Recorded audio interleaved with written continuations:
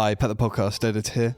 Did you know the number of active social media users surpassed 4.5 billion in 2022, with the average daily usage clocking in at 2.5 hours a day? This is truly the age of social media, and it's a no-brainer why all companies have to make the switch to stay relevant in the digital age.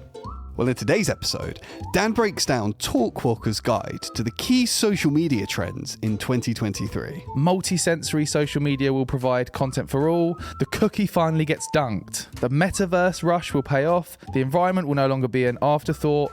And personas are over. You'll think communities. And Lloyd gives an analytical breakdown of how trends are formed, from inception to mass hysteria. Well, like how do trends happen? Well, a mummy and a daddy trend do a special cuddle, and then a few months later, a trend is born. Now, before we dive in, we'd like to take a second to thank our sponsors, Adobe Express.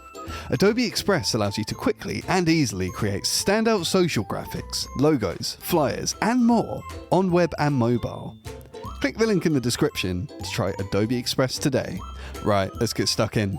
This is episode 124 of the Business Anchors podcast. We're just a couple of business anchors. Welcome to the Business Anchors podcast. This jingle is slightly too long. This jingle is slightly too long. So, Dan, what's going on in the world of social media in 2023? Well, Lloyd, nobody knows because it's in the future, but... Is it? It is. Fortunately, Talkwalker have actually brought together 34 of the world's leading experts who have put a massive social media trends report together, and they've got 10 key trends that we're going to dissect in this episode. They don't just talk the talk. They talk the walker. I think that's the saying. Listen to this, Lloyd. Can you hear that? Sounds like sobriety. Do you know what that's the sound of? What? That's the sound of a customised beer that was bought by Rob from Finally Agency for us. It's got Business Anchors branding on. That's very kind of him. We had a podcast talking about breaks from alcohol and sobriety, didn't we? So I wouldn't personally go for that, but, you know, good on you. What was that sound, Lloyd? Pardon? I was just saying I wouldn't personally. I've been taking breaks from alcohol and I'm actually better than you. Okay. So I wouldn't personally have a beer. So, back to this episode. That is a very tasty beer. We're going to be dissecting this. Oh, by the way, if anyone works in social media and wants this report, it's free. Just Google Talkwalker Social Media Trends 2023 report and it's free to download and it's really, really good. Like, they've got a whole load of sections talking about the 10 different trends that they set out. And then they've got expert opinions from the 34 people commenting on the trends. And it's just really useful to know what's going to happen in the future. Do you know what I think the brand of Dan Knowlton is getting quite known for in the social media Is this going to be saying space? taking the piss out of me? Or? No. Okay, go on then. I feel like you are, and you, with the Friday Club email and with this podcast, you're like the fountain of knowledge for social media marketing at the moment, because you keep finding all these resources that are free and just giving it to the people, like you're Jesus. Cool. Whereas other people are trying to sell courses, and you're just like, no, have this fish and bread. No, Yeah. I'm getting Bible stories mixed up, but I think it's really good that we're sharing our fish. I enjoyed doing that. What are you talking about? No, I enjoy it. I hope the anchors get a lot of value from it. And like Lloyd said, for the Friday Club, every week I basically write an email that is all the best stuff we've discovered each week through social media. So definitely sign up to that. Just search the Friday Club. Do it. Okay.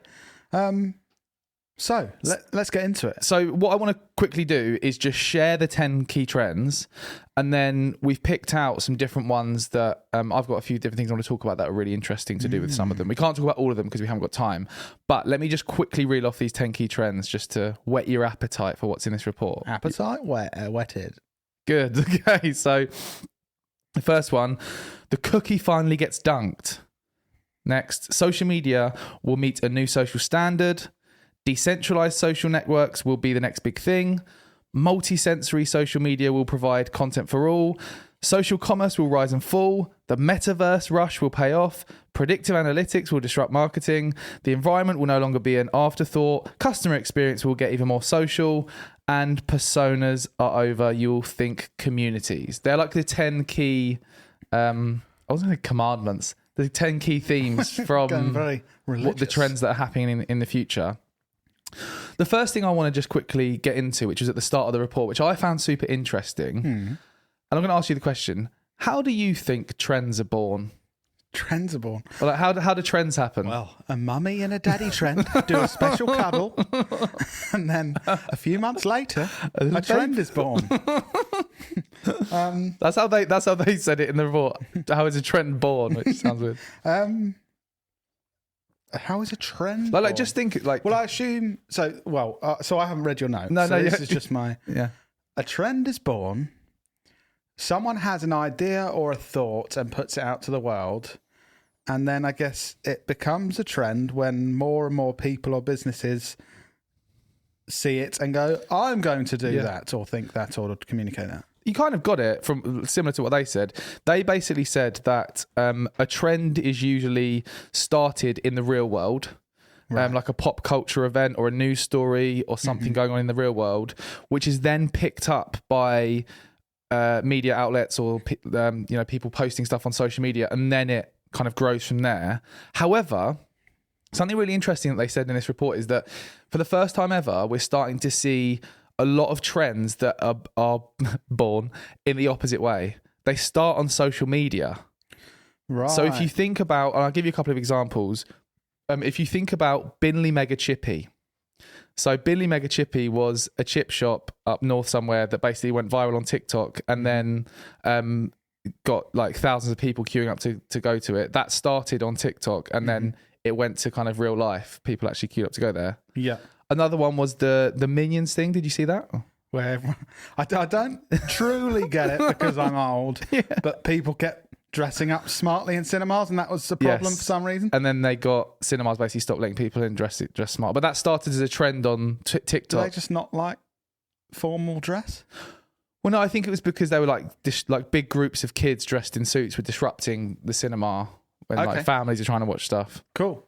But yeah, it's just interesting to see the shift in how trends are born. And I think we're going to see more of that moving forward stuff, especially with TikTok. Like TikTok is where trends are created. Everything's a bloody trend. The numbers on TikToks as well. It's like like I could do something weird in my bedroom.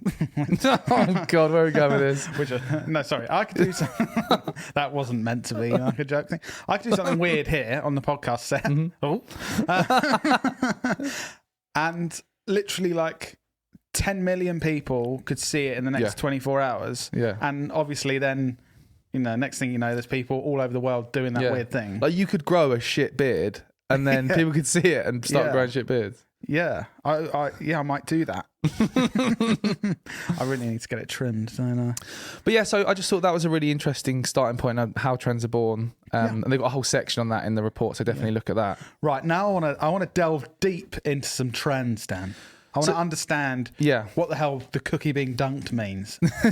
So this is one of the first ones that really piqued my interest. It was actually the first trend they spoke about, which is the cookie finally gets dunked. So for those that don't know, cookies are used to track behavior across different websites. And then that data is sold to marketers like us to then target you with products to buy. It's the classic thing of like, you look at a pair of shoes and the shoes follow you around the internet. You ever had that happen? Yes. Yeah? Mine's mainly sort of gardening tools. Yes, gardening tools follow you around the internet. So what's been a big thing this year and moving into next year is big platforms basically cutting out third-party cookies, so stopping the ability to track people's behavior on different websites. And as marketers, and a lot of you are marketers listening, we want that data to be able to create more personalized, targeted ads so that rather than targeting Lloyd with random like toys and I don't know stuff, we can target him with garden tools because we know he's been on gardening based websites. Yes, I don't want a Lego. I want something that I can stand up and put in the ground and then it picks up a weed without me having to bend over. I bought you that for your birthday. Thank you. Yeah. And like the big thing that's been going on, so Apple has already blocked lots of third-party cookies, and Google announced that it plans to phase out third-party cookies by 2023. So the big thing they're talking about in the report is like 2023 is going to be the final, like the death of third-party cookies. And for us marketers, this is incredibly important to keep an eye on and actually start to plan how can we effectively market without third-party cookies. And one of the piece of advice I really think something that everyone should look at, which I actually looked at before this episode, and it was really useful. Neil Patel has written an article called How to Market Without Cookies, and he's got tons of really useful, actionable things that you can do to start planning for there not being any third-party cookies. And one of the things he talks a lot about is the importance of capturing first-party data. For example, like your own email list, building your own email list, because then that's data that you own. You can then start to build kind of data profiles from people who have subscribed to you. You have access to all that data. People have been speaking for years about sort of not relying on outside data and platforms for your business. So, for example, if this is going to make personalized Facebook ads harder to run, and people for years have been saying, well, don't make that the only way that you're getting business. Make sure you've got your email list where you have permission and you kind of own the right to be able to email those people and get in front of them, and you don't need the permission from another entity and that kind of thing. So I guess now it is proving that is a good strategy. Make sure you're diversifying what you're doing with your marketing rather than relying on one platform or one strategy. It's the classic, like, don't put all your eggs in one basket. And we spoke a lot about this in a recent podcast episode, which is all about building your content ecosystem, that you need to be utilizing a whole range of different marketing channels to generate business and build an audience. Like even recently, so one of the most successful ways we generate business is through the like creative entertaining videos that we distribute on LinkedIn. Now, if we had a short-term mindset, we could just think, let's just focus all of our marketing effort on that. Whereas we don't do that. We have a whole range of things we're doing, from the Friday Club, from creating content on other social platforms, PR. All of these things are going to help us in the long term build a brand on multiple channels that isn't kind of putting all our eggs in one basket, and helps spread risk as well. Do you remember when we started and all our eggs were firmly in organic Facebook video in that basket? That's literally all we did. And if we stuck with just that, we would have been in trouble in the later years. I think, and just the final thing on this point of cookies finally getting dunked, there's a couple of key trends that are really showing that it's going in that direction. So I don't know do you remember, or have you seen the Dragon's Den episode, which was like, it had loads of media that were calling it the best ever pitch by a guy called, I think his name was Sam Jones, and he pitched an idea of Generate, which is like a Google, but you own all of your own data and you get rewards for giving your data away. Have you seen that? I've heard something like that, yeah. But there's like you keep like there's lots of things happening where people are trying to block ads, and there's even a platform called DuckDuckGo. Have you heard of that? It's a web browser. Yes. That they basically already block all third-party cookies, and it's just hit 100 billion searches, which again is showing like people are more conscious about how their data is used. And because in the last decade, like if you look back 10 years, like most people didn't really understand what was happening with their data. I say almost everyone, but also a big proportion didn't care as well. I think it's now people are aware of how their data is used much more, and how advertisers use it and other companies that are trying to make a profit. Yeah. And I think so much more awareness, and now also people are feeling much more like, no, that's my data. I want to choose what to do with it. Whereas previously people didn't really care. Yeah, exactly. And I think just to finally say, as a marketer, the action you need to take to combat this is to start researching and Googling how to market without third-party cookies and things that you should be doing. And that Neil Patel article is definitely a good place to start. Get ahead of the curve and work it out now rather than panicking when it's not working anymore. Yes. There's another one. The next sort of trend that really piqued my interest is titled "Social Media Will Meet a New Social Standard." And when you dive into this trend a bit more, what it talks about is the fact that because of advances in technology, it's getting more difficult to see on social media what's real and what isn't real. Like when you think of like deep fakes, have you seen the Tom Cruise deep fake? Like there's a tool called, I think it's called Synthesia, where you can basically generate AI generated videos where you give it a transcript and like a robot that looks like a human communicates on. Like it's getting scary how difficult it is to kind of understand what's real and what isn't. And they're saying that the big trend is it's going to become even riskier for brands using the internet with all this kind of advance in technology.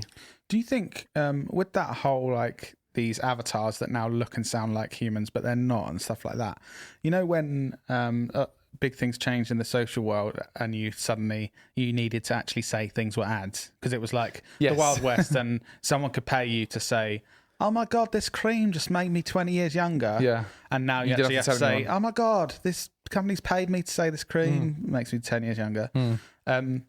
I wonder if that will start happening with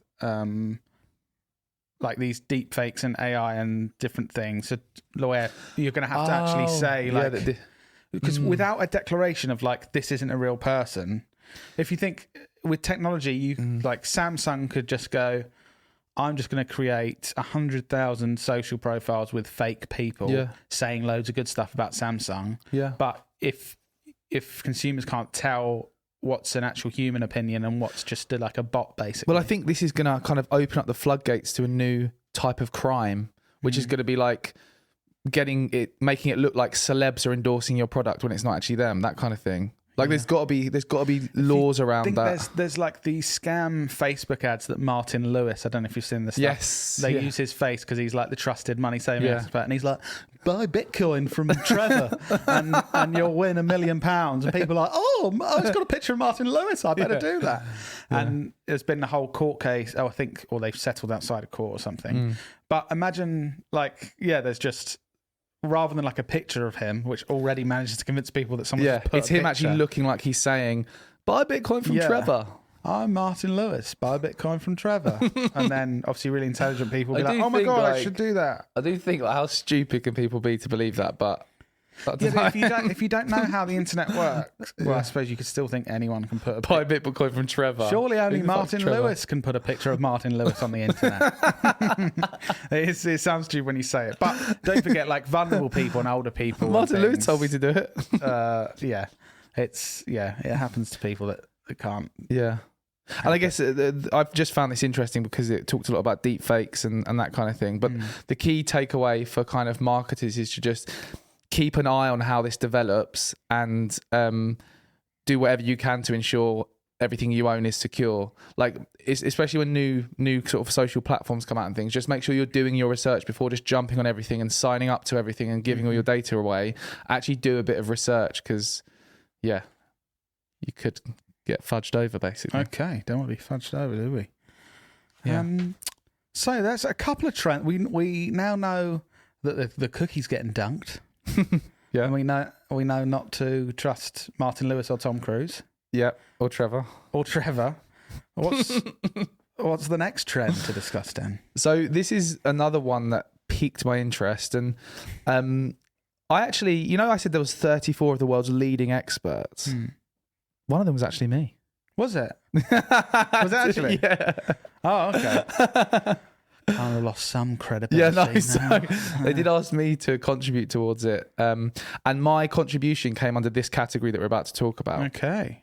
So this category, or this social media trend or prediction, whatever, is called multi-sensory social media will provide content for all. And in a nutshell, under this section, they basically say that there's no content format that's superior to anything else. Like podcasting is the new thing you should do. Video is the new thing. Or blogging is the new thing. Their research shows that it's important to have like a multi-channel approach, which makes sense. I guess not a criticism, but one thing from this section, which I wanted to hear from them and was actually some specific guidance on what we should do rather than you should do everything.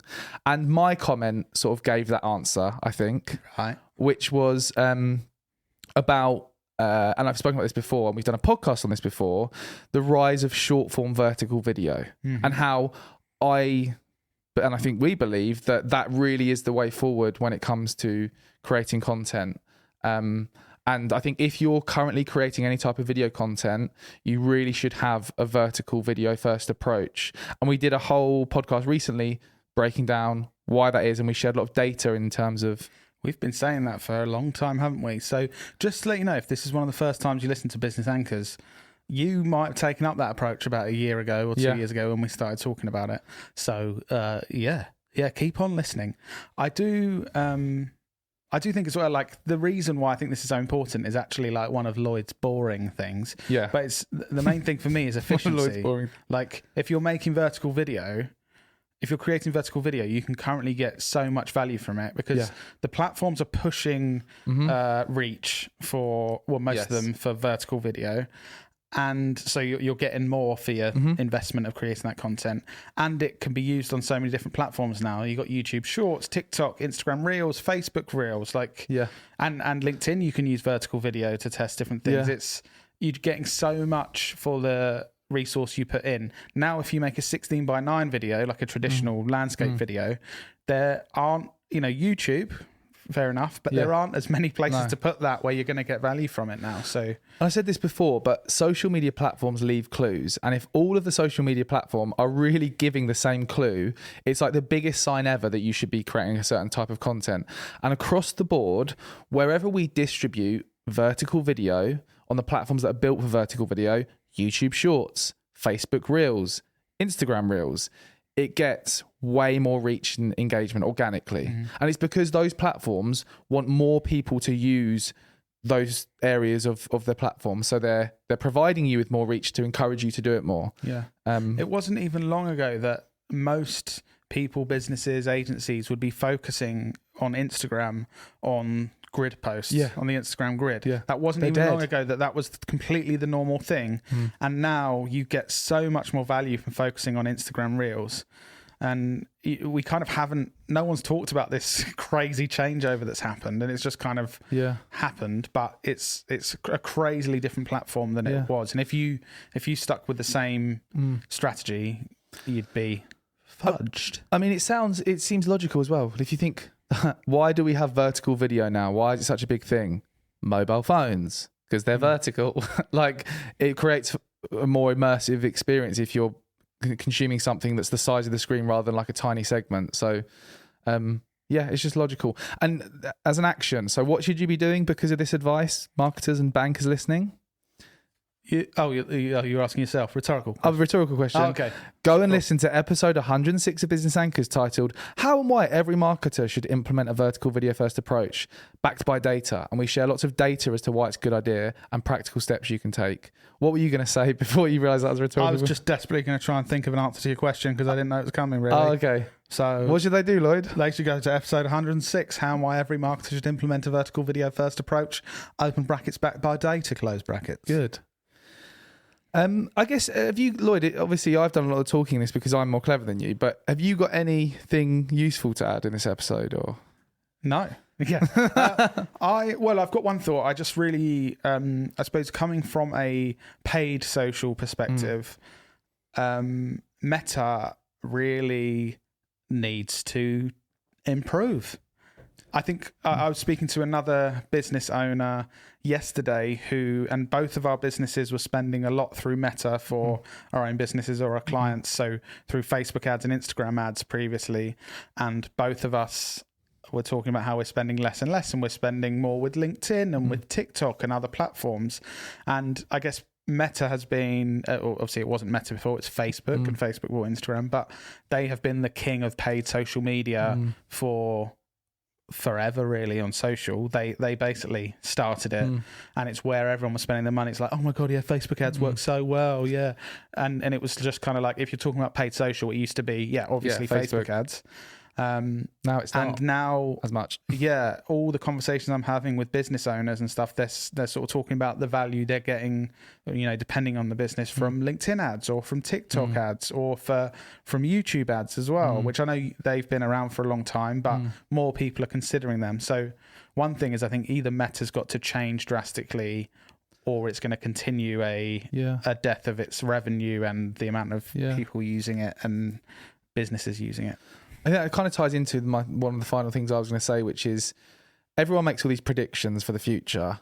Really, what everyone's doing and what you can do if you want to really understand what's going to happen in the future, just look at what's happening now, and it'll be an enhanced version of that. Like the most likely things to be happening. Yeah. And yeah, so that's one piece of advice. Final thing is definitely go and download this free report. It's like 93 pages. It's beautifully I designed. thought you were going to say £93. You're going to be one of those. Free course. It's £93. Free. It's free. It's 93 pages, and I've read through the whole thing because I'm sad, and it's incredibly useful. If you work in social media and you want to keep up to speed with what's going on in the future, download this social media trends report that Talkwalker have created. This is how you can get ahead of the game, ahead of the curve, and be one of the ones that gets the best results. Yeah. That's it, really. Have you got anything else to add for our anchors, Lloyd? No, I don't think so. Other than see you in your ears next week.